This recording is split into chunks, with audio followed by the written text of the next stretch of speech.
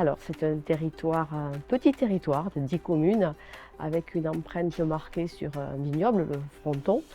C'est un territoire en pleine croissance démographique, un des plus importants, une croissance la plus importante du nord de Haute-Garonne, entre Toulouse et Montauban, donc avec beaucoup de qualité de cadre de vie. Donc il attire beaucoup ce territoire et pour autant, donc, il est subi à une forte pression et avec des enjeux très très importants.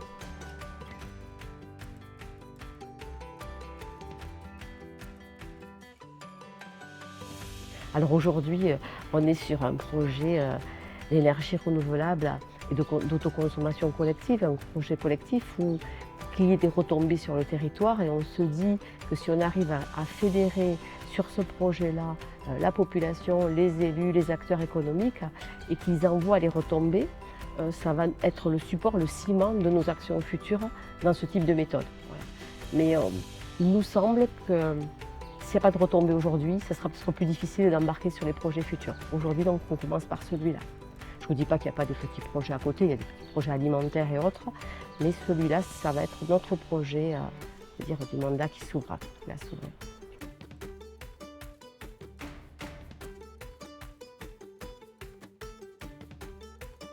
Je pense qu'on est dans une phase un petit peu intermédiaire où il faut changer nos pratiques.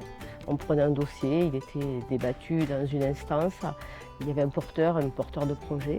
Et aujourd'hui, la transition écologique qui est devant nous, on est devant un mur, là, il faut qu'on réagisse et ce n'est pas un dossier qu'on peut aborder comme tous les autres. En fait, la fabrique nous questionne, elle nous bouscule.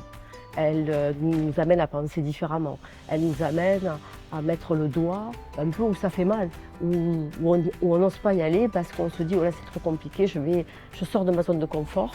Et donc c'est un petit peu ça. Et là donc on vient chercher une nouvelle méthode de travail pour emporter tout ce monde avec nous, en écoutant peut-être celui que jusqu'à présent n'écoute pas, celui qui est contre. Et cette méthode, elle présente cet avantage aussi, de se dire qu'un projet qui est né en fin de mandat peut, s'il a l'assentiment de tout le monde, se poursuivre de façon naturelle, sans qu'il soit remis en question et changé, remplacé parce qu'on change de gouvernance. C'est peut-être un peu utopique, mais en tout cas, on y croit pour l'instant, on y croit ferme.